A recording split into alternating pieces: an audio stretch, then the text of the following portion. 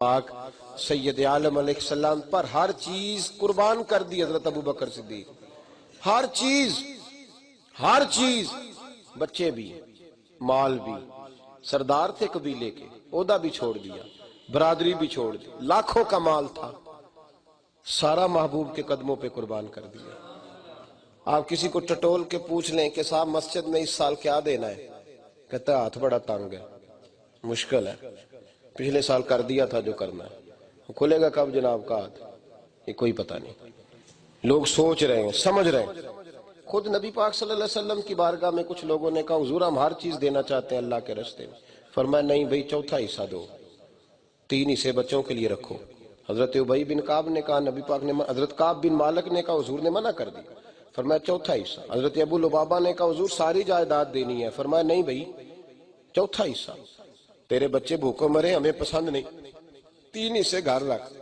جب باری آئی جناب صدیق اکبر کی، وہ لاؤ سارے مال لاؤ، تو حضرت سیدنا عمر فاروق فرماتے ہیں میں نے کہا اس دفعہ جیتوں گا. میں نے آدھا مال گھر کا تیار کیا، 2.5% زکوٰۃ نہیں، 50%. کتنا تیار کیا؟ چلو تسی بولتے چڑھو نا، جتے گل ہو رہی ہے، حضرت عمر کی بات ہو رہی. کتنے فیصد دیا؟ یعنی تقسیم کر کے نا، ایسے کر کے آدھا دے دیا. کہتے ہیں میں نے کہا جیتوں گا.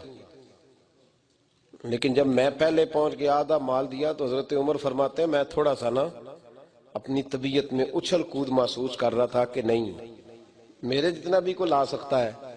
کہتے ہیں بس پھر میری نظر پیچھے کی طرف اٹھی، میں نے ایک درویش کو آتے دیکھا. میں نے دیکھا ایک شخص کو جس نے تن کے کپڑے بھی اتار دیے، جس نے جوتے بھی اتار دیے، جس نے سوئی دھاگا بھی اس گٹھڑی میں باندھ لیا جو محبوب کے پاس لے جانی تھی. حضرت امام جلال الدین سیوطی نے لکھا ہے کہ ٹاٹ کا لباس پہنا حضرت ابو بکر نے، اور کانٹے لے کے نا درختوں کے ان کے بٹن بنائے، وہ لگائے، اور فرماتے ہیں کہ جناب صدیق اکبر رضی اللہ تعالیٰ عنہ سر پہ رکھ کے جب سارا کچھ لائے تو یہ ترمذی ہے. سیاستہ کا شور کرنے والے اس حدیث کو بھی کبھی کبھی غور سے پڑھیں. محبوب نے فرمایا ابو بکر گھر کیا چھوڑ کے آئے ہو؟ ابو بکر گھر کیوں پوچھا نبی پاک نے جب حضور دیکھ رہے ہیں کہ سارا کچھ لائے؟ یہ عقیدہ صحیح کرنے کو پوچھا. کیا چھوڑ کے آئے ہو؟ جناب صدیق اکبر بولے لفظ ہے ترمذی کے، ما ابقیت لہم اللہ ورسولہ، اے محبوب گھر میں ایک اللہ چھوڑ آیا ہوں، ایک اللہ کا رسول چھوڑ آیا ہوں، گھر میں چھوڑ آیا ہوں اللہ رسول.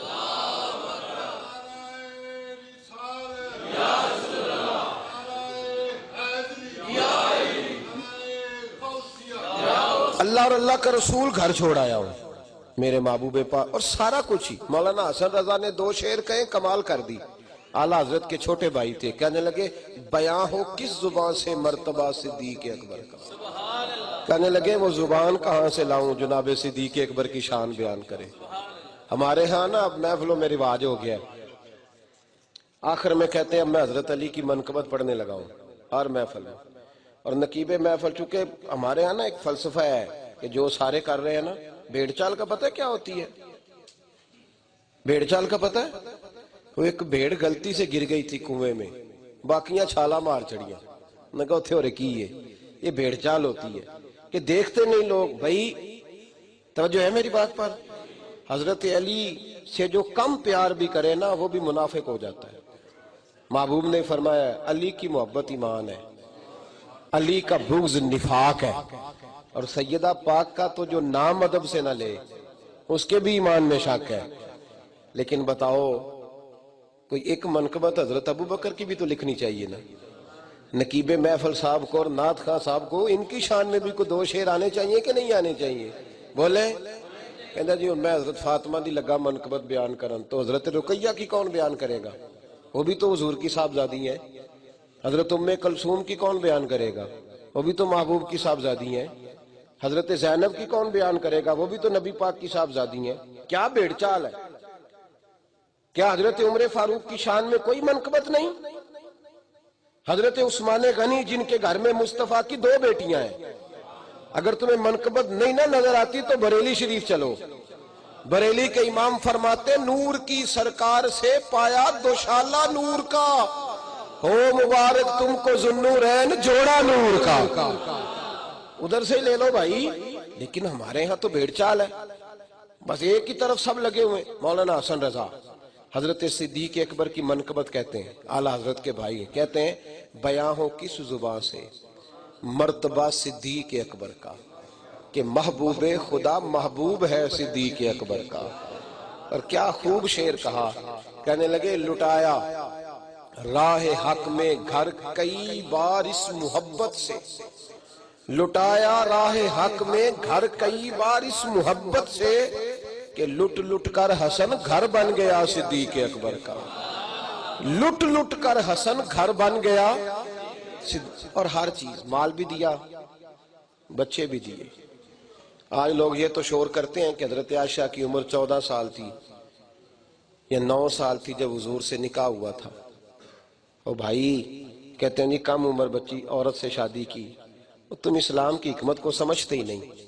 اگر حضرت عائشہ صدیقہ گھر کے اندر کی حدیثیں روایت نہ کریں تو عورتوں کے مخصوص مسائل امت تک پہنچ ہی نہیں سکتے۔ حضور کے پاس جتنی ازواج مطہرات تھی ساری بڑی عمر کی تھی۔ ایک ایسی نوجوان خاتون کی ضرورت تھی جو مصطفیٰ سے دین سیکھیں اور مصطفیٰ کریم کی امت کی عورتوں تک دین پہنچائیں۔ حضرت عائشہ صدیقہ کو 9 سال محبوب نے رکھ کے پہلے پڑھایا، سکھایا، اس لیے کہ محبوب کو پتا تھا کہ فاطمہ تو میرے 6 مہینے کے بعد چلی جائے گی۔ حضرت عائشہ صدیقہ حضور کے بعد 40 سال تک دنیا میں موجود رہی۔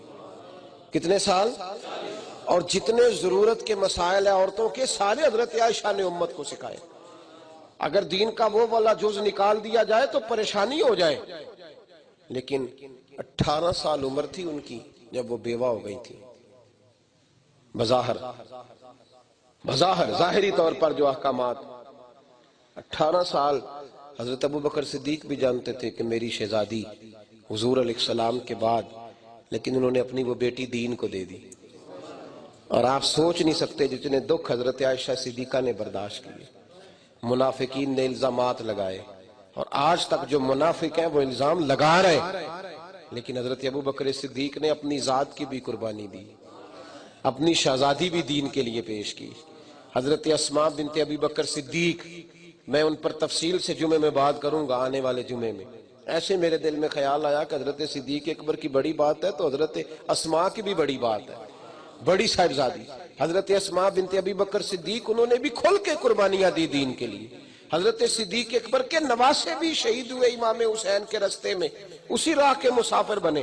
حضرت صدیق اکبر کی ساری اولاد، سارا خاندان، سارا قبیلہ، ہر شے انہوں نے میرے محبوب کے نام پہ قربان کر دی۔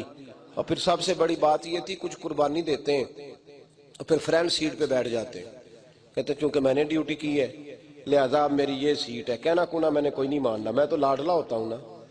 حضرت صدیق اکبر اس طرح کے نہیں تھے۔ وہ اگر محبوب کے اوپر جان قربان کرتے تھے تو ان کی سیرت میں بھی نبی پاک کا عکس نظر آتا تھا، ان کے اخلاق اور کردار میں بھی۔ حضور بیٹھے ہیں، صحابہ کا مجمع ہے، توجہ ہے میری بات پر؟ نبی پاک صلی اللہ، اچھا دیکھو پھر مزے کی بات، یہاں بھی ڈیوٹی پوری کرتے ہیں، مسجد نبوی شریف میں بھی حضور کی نوکری بھی کرتے ہیں، سارے کام حضور نے بیٹھے بیٹھے بات چھیڑ دی۔ فرمایا یار بتاؤ تو صحیح، آج تم میں سے کسی نے کوئی جنازہ پڑھا ہے؟ تو صحابہ خاموش ہو گئے، خاموش ہو گئے، کوئی نہیں بول رہا۔ تو حضور نے فرمایا میں پوچھ رہا ہوں، بولو۔ جناب صدیق اکبر کہنے لگے یا رسول اللہ آپ نہ پوچھتے تو میں نہ بتاتا، میں نے ویسے جنازہ آج پڑھا ہے۔ تو حضور خاموش ہوئے، تھوڑی دیر کے بعد فرمایا چلو آج تم میں سے کسی نے کسی مسکین کو کھانا کھلایا ہے؟ عرض کی حضور آپ نہ پوچھتے تو نہ بتاتا، ویسے میں نے یہ ڈیوٹی کی ہے۔ نبی پاک صلی اللہ علیہ وسلم نے فرمایا اچھا یہ بتاؤ آج تم میں سے کسی نے کسی یتیم کے سر پہ ہاتھ رکھا ہے؟ حضور میں نے رکھا ہے۔ میرے محبوب بول پڑے، فرمایا چلو بولو آج کوئی ایسا جو روزے سے ہو؟